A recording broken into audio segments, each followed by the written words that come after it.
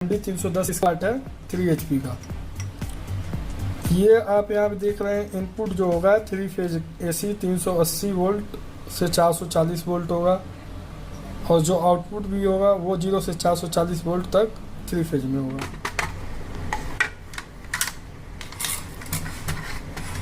अगर टर्मिनल से इसकी बात करें तो इसमें आपको 3 तरह के टर्मिनल्स दिखाएंगे। एक पावर टर्मिनल होगा, आउटपुट टर्मिनल होगा और एक कंट्रोल टर्मिनल होगा जो कि कंट्रोलिंग के लिए वर्क होगा।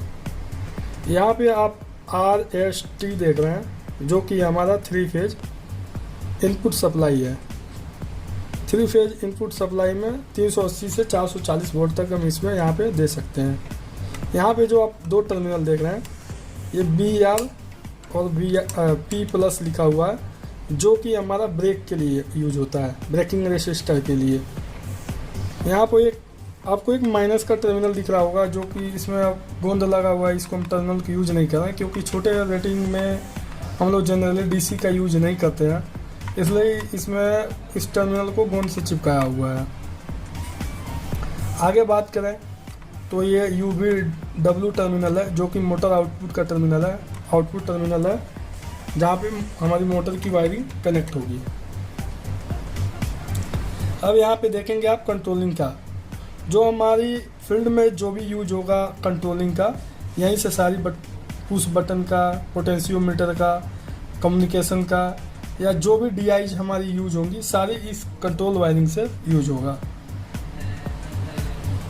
यहाँ पे आप 10 वोल्ट देख रहे हैं, ये 10 वोल्ट कंट्रोल टर्मिनल का 10 वोल्ट है जो यहाँ से 10 वोल्ट आउट होगा। ये GND होगा 0 वोल्ट, ये 485+ और 485- जो कि कम्युनिकेशन के लिए यूज होगा, और इसके साथ इसका ग्राउंड है। ये कॉमन हो गया। ये FM जो है हाई स्पीड आउटपुट पल्स के लिए यूज करते हैं।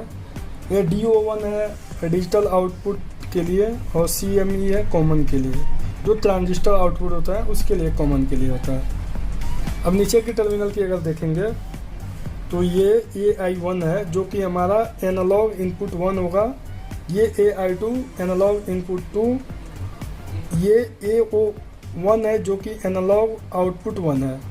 Input terminal of output power supply के लिए यूज करते हैं। और DI1 है, ये हमारा डिजिटल इनपुट 1 हो गया, वैसे ही digital input 2, digital input 3, digital input 4, digital input 5, यानी इसमें डिजिटल इनपुट जो आप दिए हुए हैं ये 5 डिजिटल इनपुट दिए हुए हैं। ये इनकी डिजिटल इनपुट की कॉमन हो गई, और ये 24 वोल्ट हो गया जो कि कंट्रोल कार्ड से 24 वोल्ट की पावर निकलेगा। ये TA, TB और TC जो है ये रिले आउटपुट के लिए यूज करते हैं। इसमें आपका TA जो है वो कॉमन है, TB NC है और TC NO है। अब इसकी हम पावर सप्लाई देंगे, मोटर की कनेक्शन करेंगे, और फिर इसको पोटेंशियोमीटर के थ्रू हम चलाएंगे और पुश बटनों के थ्रू 3 वायर में चलाएंगे। और ये भी जानेंगे फ्रीक्वेंसी कमांड कैसे देते हैं, रन कमांड कैसे देते हैं, और इसको रिमोट मोड पे कैसे चलाएंगे 3 वायर मोड में।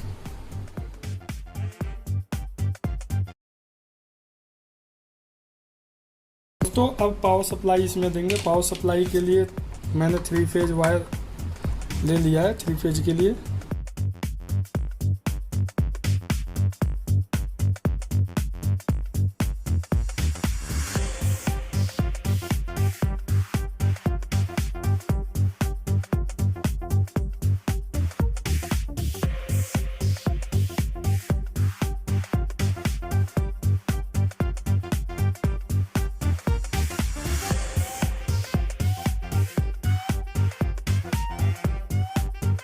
दोस्तों आप यहाँ देख सकते हैं ये RST जो कि 3 फेज इनपुट पावर सप्लाई है इस ड्राइव को ऑन करने के लिए, और फिर ये 3 फेज आउटपुट सप्लाई है मोटर के पावर के लिए UVW।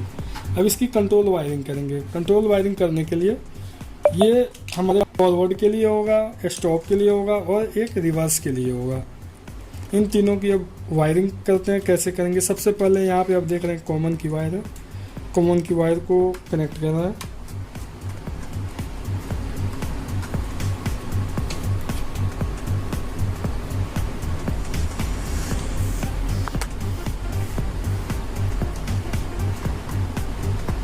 ये DI1 पे फॉरवर्ड के लिए लगा रहे हैं, ये DI2 पे रिवर्स के लिए,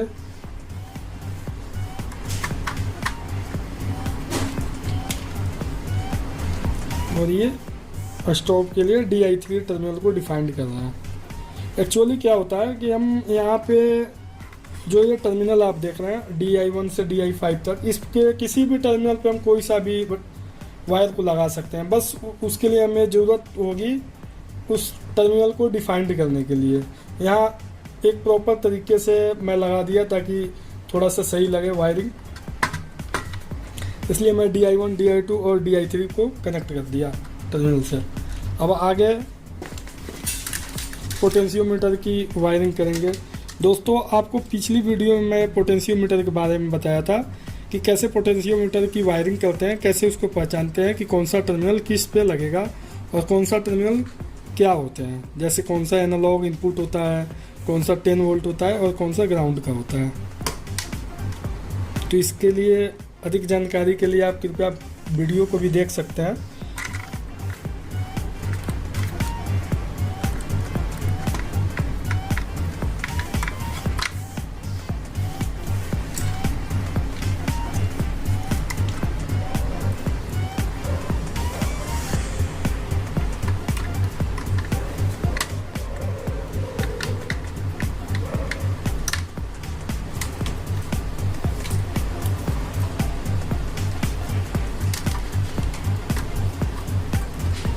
ये एनालॉग इनपुट 1 का हो गया। दोस्तों, यहाँ पे सारी वायरिंग हो गई है टर्मिनल की, और पावर की भी दे दिया गया है, मोटर आउटपुट की भी दे दिया गया है। अब इसको सप्लाई देने के लिए हम यहाँ से 3 फेज उठा रहे हैं। ये जो 3 फेज 380 वोल्ट है, यहाँ पे देख रहे हैं कि पावर आ चुका है ड्राइव में, ये पावर ऑन हो चुका है। दोस्तों, अब इसकी प्रोग्रामिंग करेंगे। प्रोग्रामिंग करने से पहले जो कीपैड पे बटन दिए हुए हैं उसके बारे में जान लेंगे। ये जो आप यहाँ पे देख रहे हैं PRG, ये प्रोग्राम का बटन है। ये अप बटन है जो प्रोग्राम में वैल्यू को कैसे अप और डाउन करना है उसके लिए अप है। इंटर सेट वैल्यू के लिए MF की जो है ये मल्टी फंक्शनल की होता है, और ये डाउन की हो गया, ये साइड की हो गया। यहाँ पे आप रन देख रहे हैं जो कि हमारा जब लोकल मोड पे चलाना होगा तो यहाँ से रन और यहाँ से। दोस्तों, इसमें 3 तरह के पैरामीटर ग्रुप होते हैं जो F0 से FP तक आप देखेंगे। यहाँ पे ये फंक्शन जो होते हैं ये स्टैंडर्ड पैरामीटर ग्रुप होते हैं F0 से FP तक। उसके बाद से जो आपको A0 से ये AC तक दिखेगा ये एडवांस पैरामीटर ग्रुप होते हैं।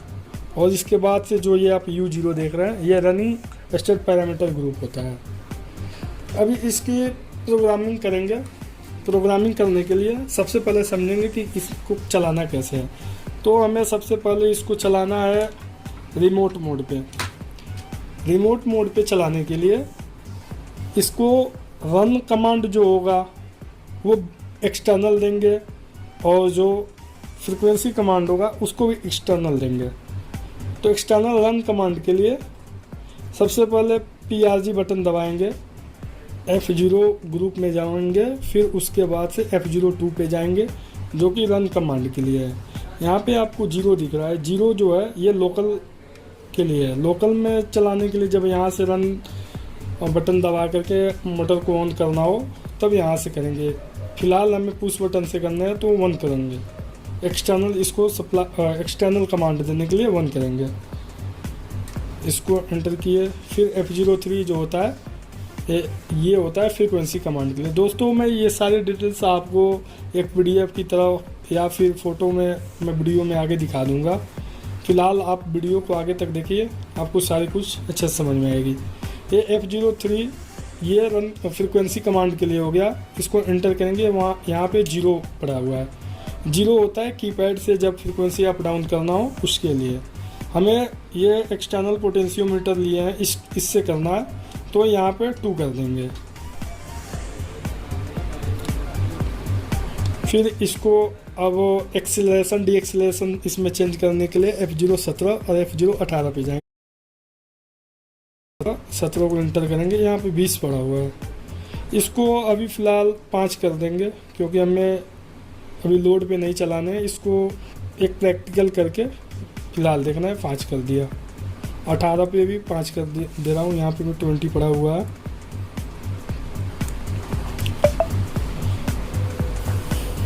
दोस्तों ये तो रन कमांड फ्रीक्वेंसी कंवर्सन हो गया। अब ये जो पुश बटन आप देख रहे हैं फॉरवर्ड रिवर्स के लिए, इसकी वायरिंग करने के लिए इसकी पैरामीटर में जाएंगे F4 पे, जो कि हमारा DI फंक्शन के लिए है। 400 F400 जो है ये DI1 को इंडिकेट कर रहा है। इस पर मैं देख रहा हूँ 01 पड़ा है, जो कि फॉरवर्ड रन के लिए है। इसको एंटर कर दिया। F401 पे एंटर किया तो यहाँ पे 4 पड़ा है, जो कि जॉग के लिए होता है। फ़िलहाल हमें जॉग नहीं चलाने हैं, हमें रिवर्स चलाने हैं। तो रिवर्स के लिए पैरामीटर ग्रुप F41 पे होगा 2 कर देंगे, जो कि रिवर्स के लिए होगा। यहाँ पे 2 करके एंटर कर दिया। अब क्योंकि ये DI2 पे है तो उसके लिए रिवर्स कर दिया। अब F402 जो कि DI3 कमांड के लिए होगा, इस पर स्टॉप की देंगे कमांड। स्टॉप कमांड के लिए 3 वायर दे देंगे। ये तो हमारी टर्मिनल्स की डिटेल्स हो गई और इसकी वायरिंग हो गई। अब चूंकि ये जो बटन है ये पुश बटन है, इसको होल्डिंग के लिए भी हमें एक पैरामीटर भरना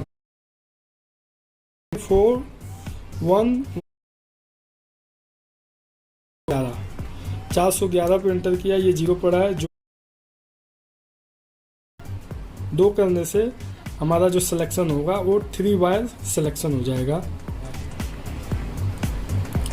अब सारी कनेक्शन हो गई। अब एक काम और करेंगे। यहाँ पे जो ये मोटर आप देख रहे हैं, इस मोटर को चलाने के लिए इसकी जो नेम प्लेट आप देख रहे हैं, इसकी पैरामीटर भरेंगे। दोस्तों पिछली वीडियो में मैं आपको बताया था कि मोटर की नेम प्लेट को कैसे पढ़ें। एक्चुअली जो वीडियो मैं बनाता हूँ वो एक दूसरे से रिलेटेड होता है। यहाँ पे अब जो ग्रुप ड्राइव में डालेंगे पैरामीटर ग्रुप, वो हमारा मोटर की पैरामीटर से होगा। जो सारी पैरामीटर्स दिए होंगे मोटर पे नेम प्लेट पे, एक्चुअली वही भरेंगे।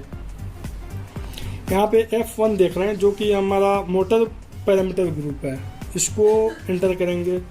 F100 ये जो है मोटर सिलेक्शन का है, कौन सा मोटर सिंक्रोनस है या असिंक्रोनस है। 1 पे जाएंगे, ये 2.2 दिया हुआ है जो कि हमारा किलोवाट को सूचित कर रहा है। यहाँ पे जो आप देख रहे हैं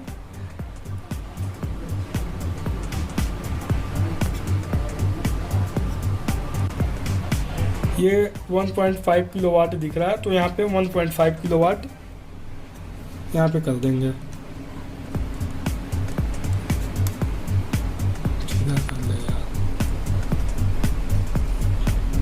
F102 पे 380 है। अगर हम इसकी वोल्टेज की बात करें तो यहाँ पे आप देख रहे हैं जो वोल्टेज होगा 460 तक है, और ये 230 से 400 जो वोल्ट है वो डेल्टा पे है।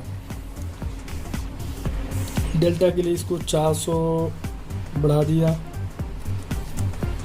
ये जो 3.80 है ये इसकी रेटेड एम्पियर है कि कितने एम्पियर पे है, कितने लोड पे है। तो यहाँ पे आप देख रहे हैं ये आपका 3.45 पे है, इसको 3.45 कर दिया। ये हर्ट्ज है, 50 हर्ट्ज सेम है, सही है।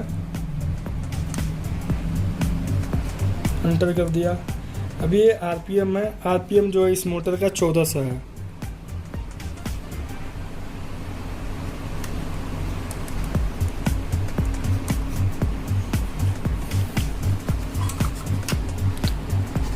ये पोटेंशियोमीटर हो गया आपका और इसकी से देख रहे हैं, अगर एंटी क्लॉकवाइज घुमा रहे हैं तो हमारी फ्रीक्वेंसी घट रही है। यहाँ पे डिस्प्ले पे आप देख रहे हैं, यानी ये पोर्ट की वायर भी सही लगी है और पोर्ट भी सही है। अब यहाँ से पुश बटन दबाएंगे,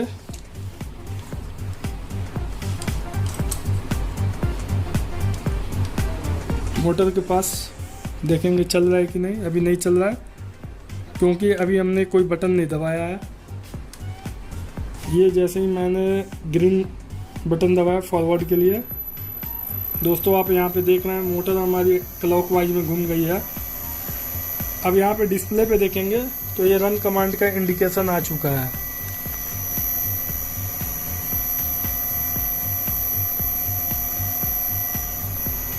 अब वापस बंद कर रहे हैं, मोटर डीएक्सेलरेट होकर के बंद हो चुका है।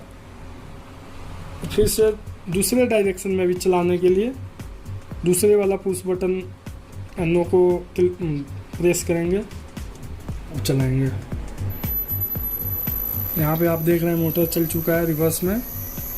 यहाँ पे जब स्टॉप बटन दबाया स्टॉप हो गया, दूसरे डायरेक्शन में फॉरवर्ड से फॉरवर्ड डायरेक्शन में चलने लगा।